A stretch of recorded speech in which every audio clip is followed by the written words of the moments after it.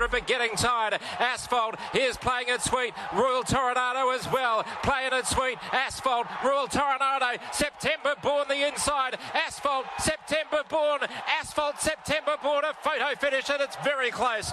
Third, very tight as well. Playing it sweet, maybe a nose to Royal Tornado, and they break away from Keep Attacking around a pretty good race. Back behind them. All right, Asphalt, too good, too tough. Beating some pretty handy types there on the weekend. September Born, a great return in second, and Playing It Sweet wasn't far away in third, but they were trumped by Asphalt, who is just having a supreme campaign. 2 from 2, and that's now 4 wins on the bounce, Riley. This horse has got 5 wins on the bounce, I should say. This horse has got a stack of ability, and Joshua Krispyn doing a great job with the gelding, and he joins us now. Good afternoon, Josh. Congratulations on the win on Saturday. This horse just going from strength to strength. Yeah, cheers, guys. Thanks for having me. Yeah, no, he is, mate. He's, yeah, as I said in my interview, he's a ripper. Just keeps on improving, and whenever the bar's been raised, he keeps levelling up to it, which is great.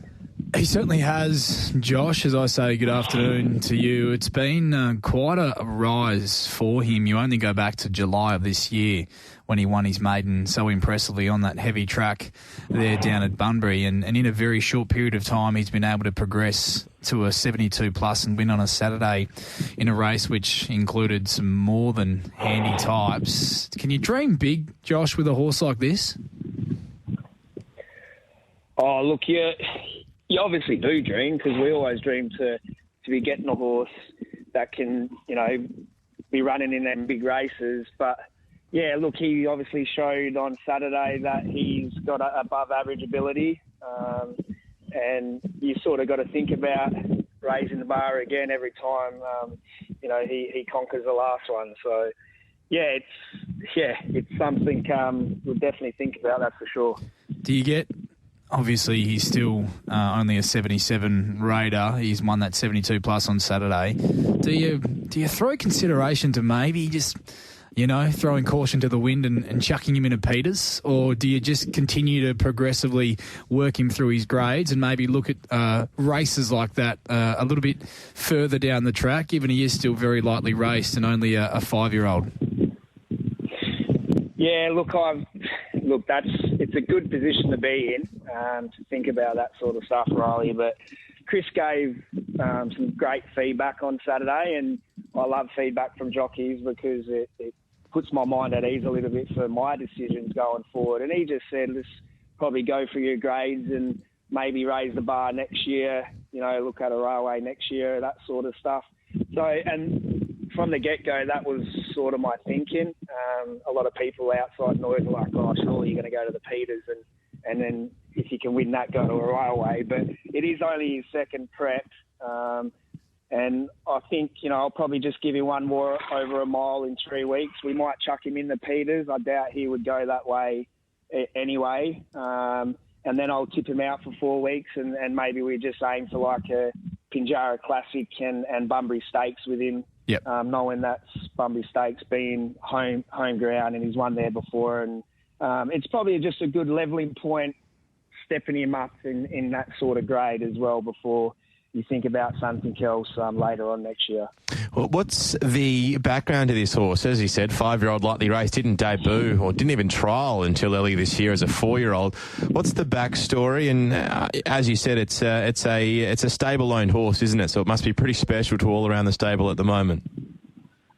Yeah, no, that's it, mate. It's he got passed in at the sales. There was a reserve on him for 80, I think, and he's a little bit backwards at the knees. And Siobhan Campbell and Michael Campbell, they obviously bred him, and they kept him and gave him the time that he needed. And Michael was training him himself. And look, he obviously early days he didn't show a huge amount of ability in the trials. He did run second in one on the sand fibre, and yeah, look, it was hard for Michael because obviously he's a bit older and he's got to cart the horses in. So he just thought, oh, look, do you want to mess around with him? He's probably a horse that is a bit immature that needs to be ridden every day at the track. And yeah, I jumped at that opportunity after looking at his breeding from the mares, produced a couple of good winners.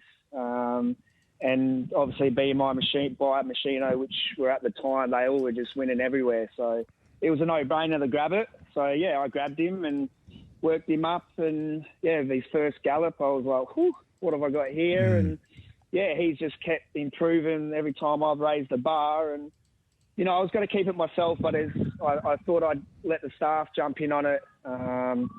It's a good morale booster for him. It keeps them interested because, as we all know, it's pretty hard to get good workers in this industry or even just workers to hang around. So him being not bad has been good for me because I've been able to keep the workers.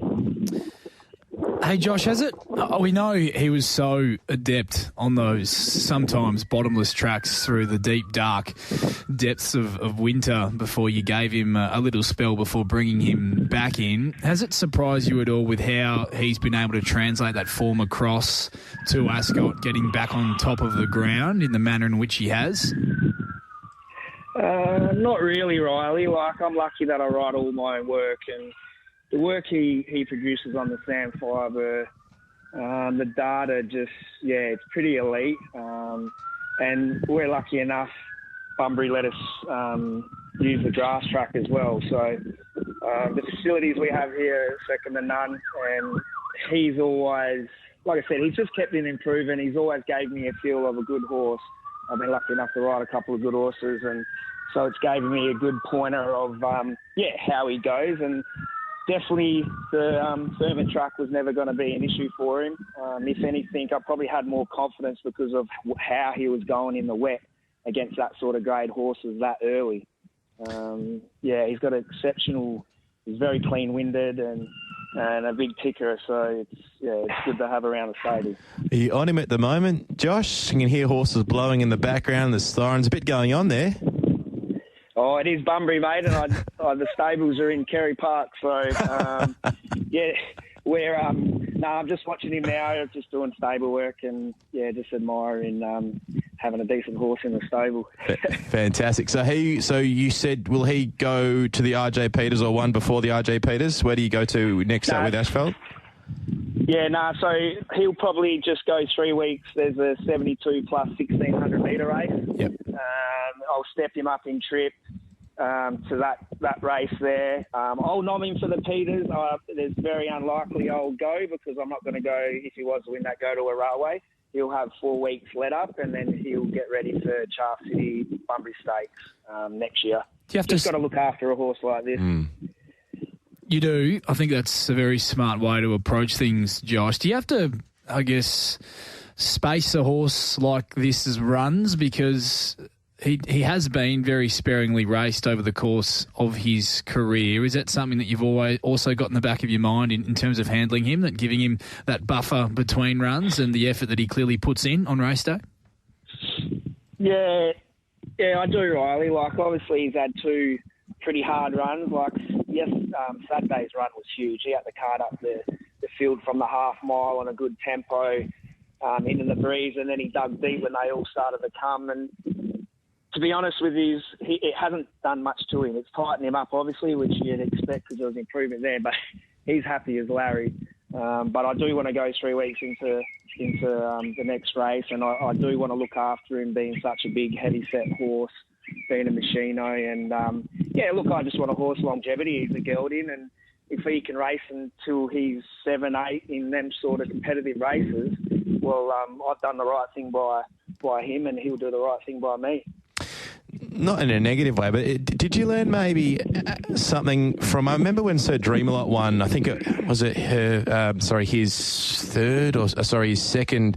I think it might have been the Supremacy, second win as a 2-year-old. You said you didn't really want to progress to the Karrakatta. You'll see how you go. You ended up progressing to the Karrakatta, met Bustling, which, unfortunately no one was going to be able to get near him on that day. Do you sort of look back? Is that the reason why you sort of look back on that? I should have probably missed the Karrakatta and, focused on his future going forward. Are you sort of using that with Asphalt now in your decision making?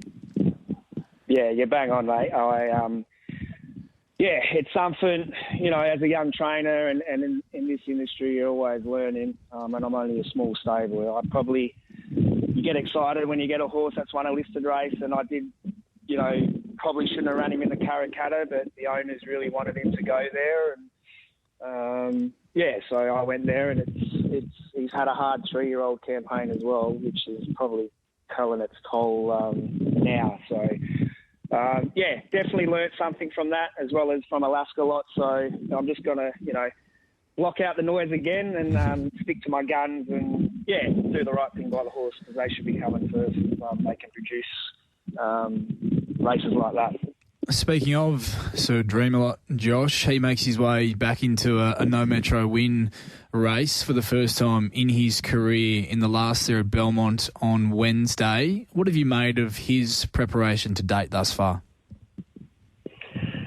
Look, I went up to Kalgoorlie reasonably confident he could run in the first two. That's the honest truth.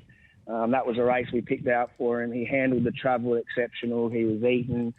I thought I had him spot on. We probably didn't get the ride that we needed. We probably had to do a little bit too much work to get to the where we wanted to be, and Brad owned up to that, as good jockeys do. And it probably took a little bit out of him. He came back and he did have a cold a couple of days after, and it sounds like most of Kalgoorlie did that, went to the Cup day. But he, his second up run was probably trainer mistake, dropping him back to the 1,000. I probably should have stepped him up to the 12 because that's what Tash said. She just said he's probably looking for 12, 14. He just couldn't quicken, so obviously the trip took a bit out of him.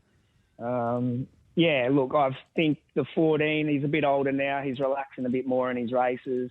Can't fault him anywhere else on his track work, in the feed bin, and physically, obviously coming back from a tendon. I just think it's a confidence thing with him at the moment. He had a pretty hard 3-year-old campaign.